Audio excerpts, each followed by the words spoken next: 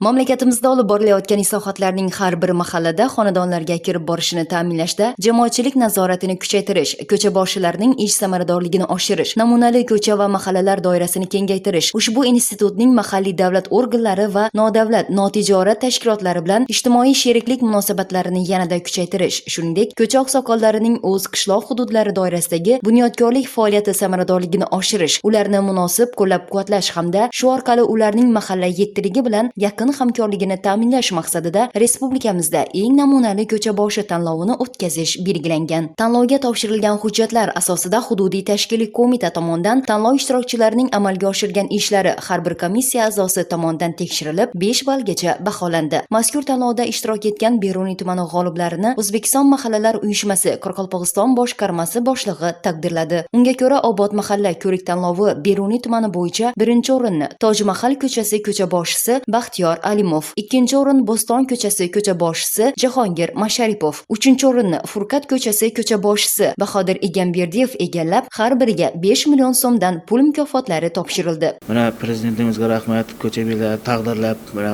kamtarona xizmatlarimiz moddiy yordamini taqdirladi, rahmat.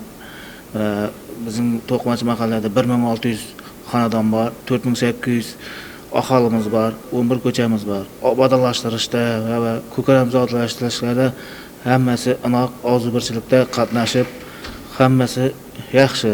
Tumandagi 36 nafar mahalla bosqichi g'oliblari esa 1 million so'mdan pul mukofotlariga ega bo'ldi. Buni qo'yishni unutmang. Beruniyning ichindagi ne gap so'z bo'lsa, hammasi sho'rda bo'ladi. Podpiska knopkasini bosib qo'ying.